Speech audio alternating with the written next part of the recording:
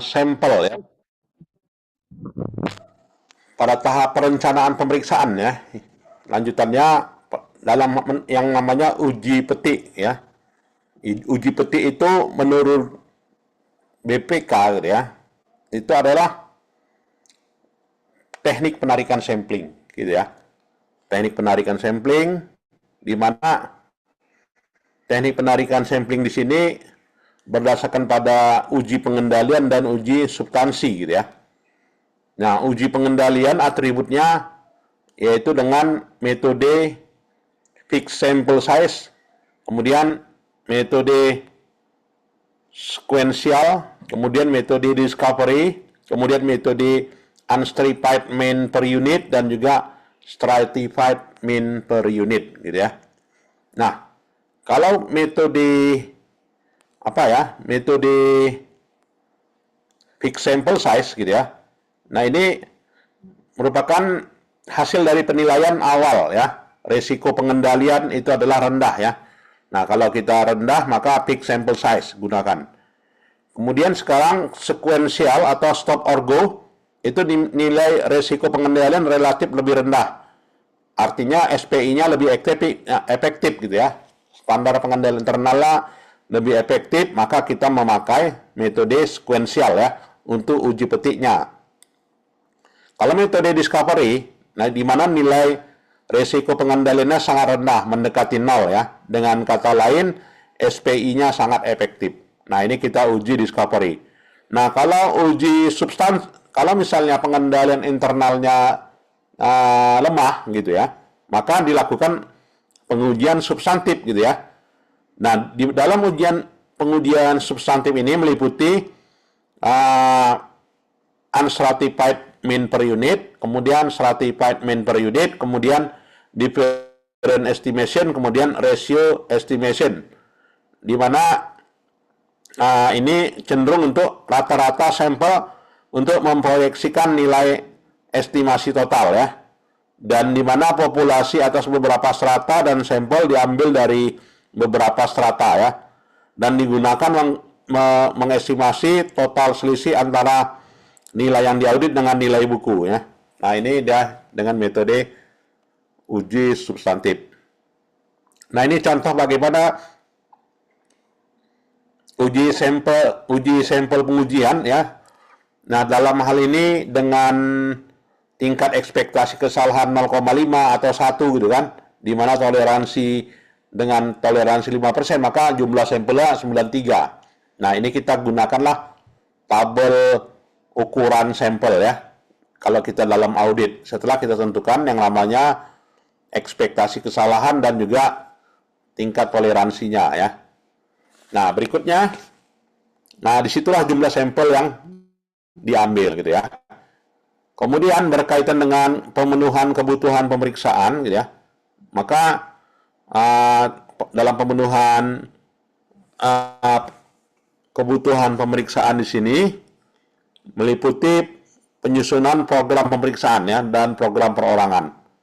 Nah, setelah itu tahap perencanaan yaitu tahap penyusunan program pemeriksaan dan program kegiatan perorangan ya.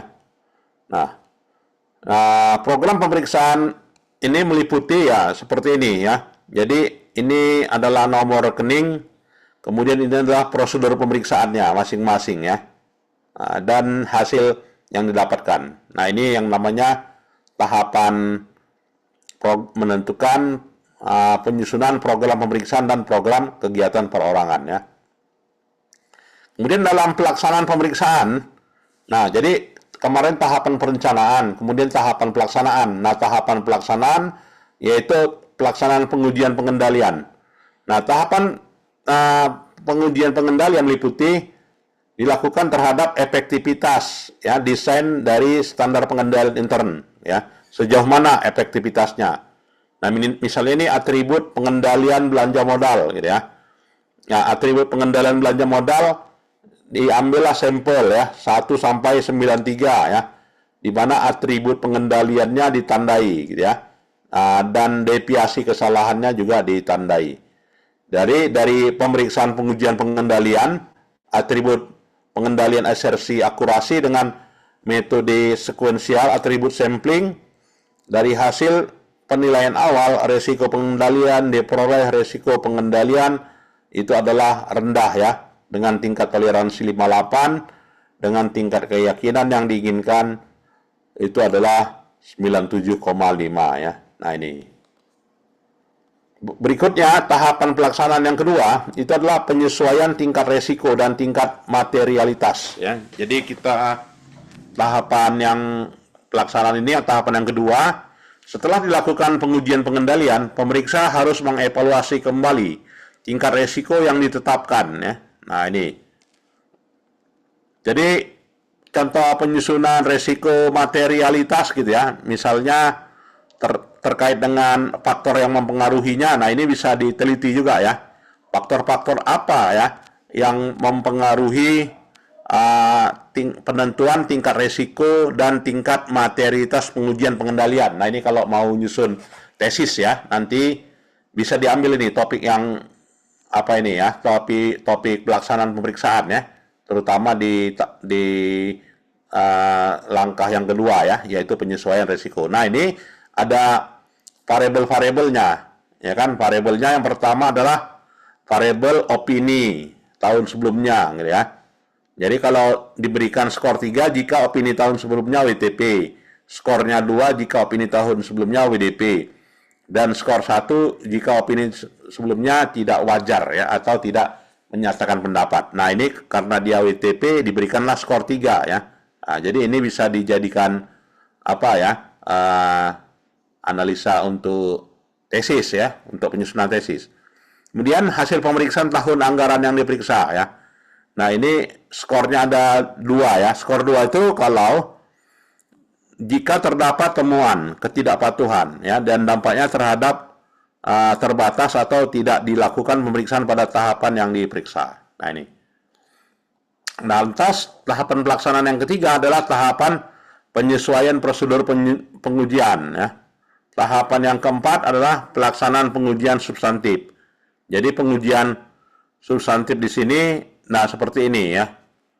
Jadi ditentukanlah yang namanya resiko asersi, kemudian ditentukanlah prosedur pengujian ya. Di mana bentuk pengujian substantif ini meliputi pemeriksaan pendapatan dan piutang ya, pemeriksaan belanja barang dan jasa, pemeriksaan belanja modal, dan juga pemeriksaan hibah dan bansos. Nah, inilah ya. Kemudian tahapan pelaksanaan berikutnya adalah tahapan evaluasi terhadap pelaksanaan pengujian ya. Jadi tahapan evaluasi meliputi evaluasi terkait dengan jukla ya, jukla dan juga matrik evaluasi ya. Nah, berikutnya itu adalah tahapan yang ke-6 ya, yaitu pelaksanaan pemeriksaan. Nah, pelaksanaan pemeriksaan di sini, pelaksanaan prosedur tambahan jika diperlukan ya. Yang ketujuh, penyusunan dan penyampaian temuan pemeriksaan. Nah, tahapannya meliputi ini ya. Kemudian tahapan pelaksanaan lainnya, tahapan yang ke-8, yaitu perolehan surat representasi, artinya tanggapan pihak manajemen ya. Kemudian tahapan yang ke-9, yaitu pelaksanaan prosedur analitik akhir dan peristiwa setelah tanggal neraca ya. Kemudian tahapan pelaksanaan pemeriksaan berikutnya yang terakhir itu adalah penilaian risiko dan materialitas akhir. Baru dilanjutkan pada tahapan yang ketiga, yaitu tahapan pelaporan.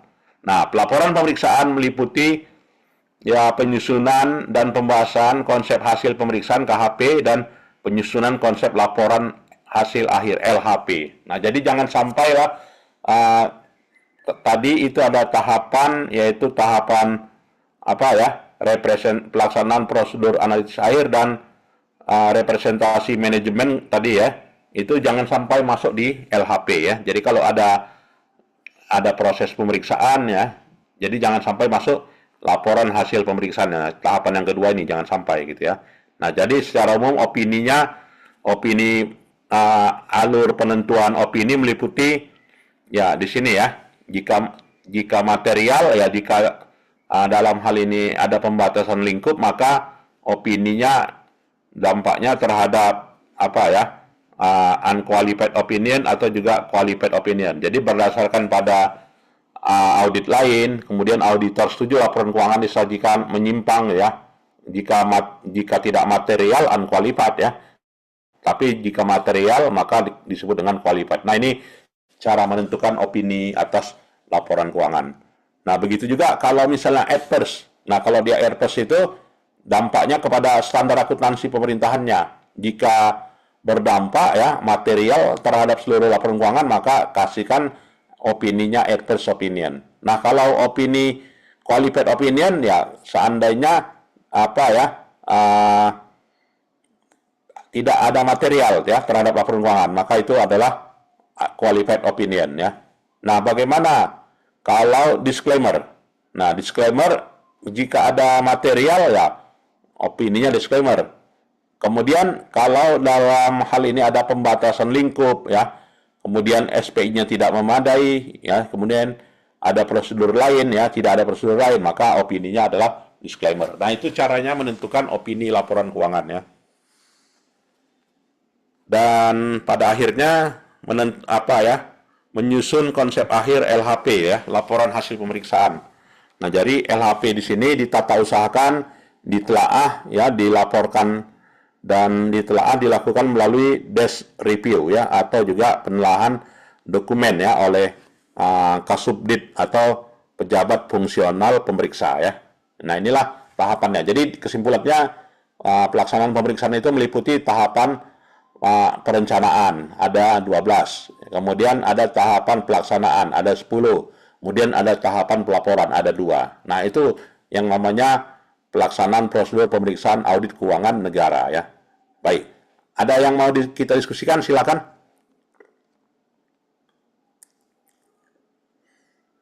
Baik, kalau tidak ada, saya kira itu dan nanti rekamannya saya share ya. Dan bahannya juga sudah saya beri. Terima kasih, selamat sore. Assalamualaikum warahmatullahi wabarakatuh. Terima kasih, Pak. Boleh meninggalkan ruangan.